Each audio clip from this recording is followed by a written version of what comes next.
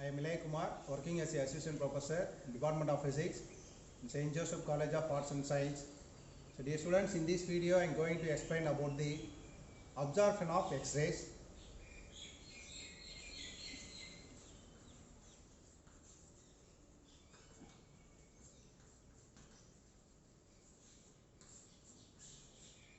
So in this, what happened means, when we interpose any material on the path of the X-rays of thickness dx, so what happened means its intensity gradually decreases.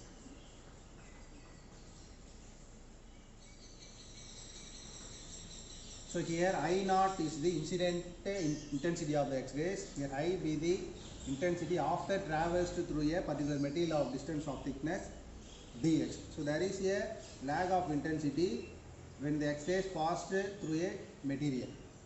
Then we can go for the experimental arrangement of the absorption of X-rays.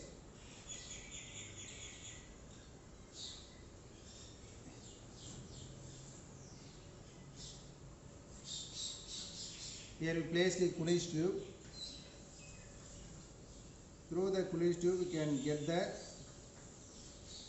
beam of electrons.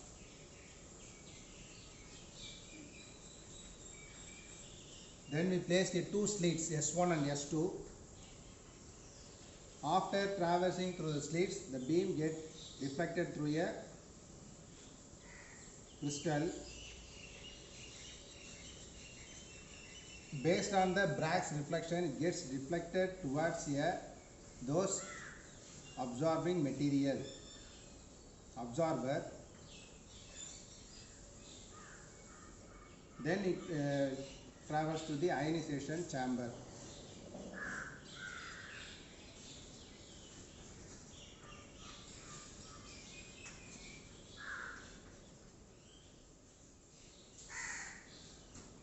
So these are the basic experimental setup for detection of the variation of intensity with respect to the thickness of the material.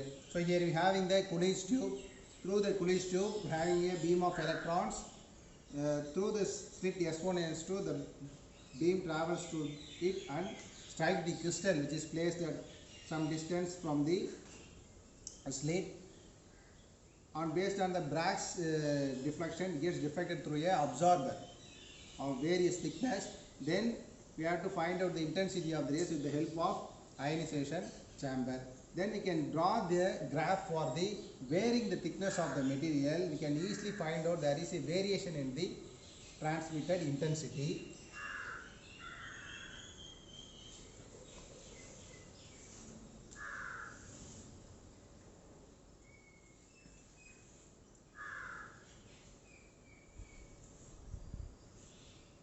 So this one is the thickness, one in intensity. So for various thickness, here we place the absorber.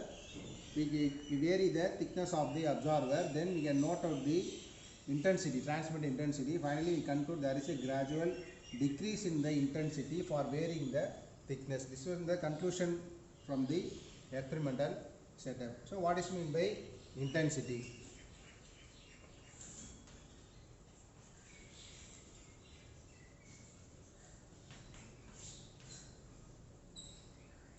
So intensity is nothing but defined as the energy passing per second per unit area which is passed perpendicular to the flow of energy.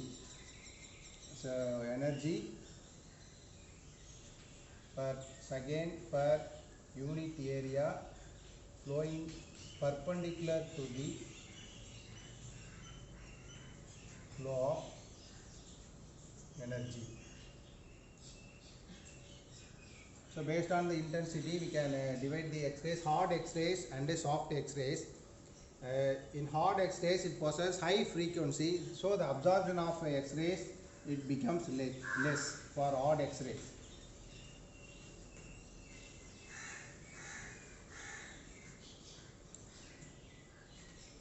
Hard X-rays have a high frequency, so the absorption is less. Soft X-rays low frequency, absorption is high. So based on the absorption, we can classify the hard X-rays and the soft X-rays. We base this classification depends upon the frequency. Hard X-rays having high frequency, soft X-rays having low frequency. So we can classify. So based on the theory, observed material of thickness dx, we can write the equation as di equal to minus mu I dx. So this is a change in intensity after traveling through a material of distance dx. Then mu be the linear absorption coefficient. We have to find out those values. Mu value, linear absorption coefficient. This linear absorption coefficient, which depends upon the nature of the material here we used. That means the nature of the observer here we used.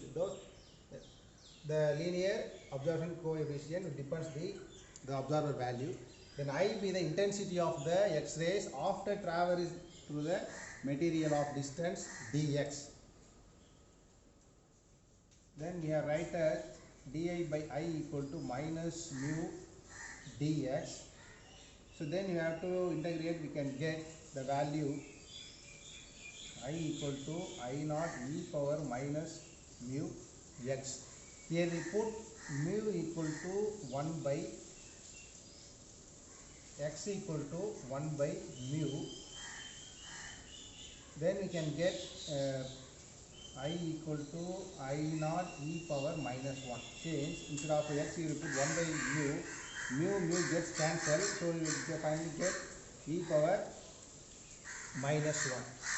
We may write as I equal to I naught by e.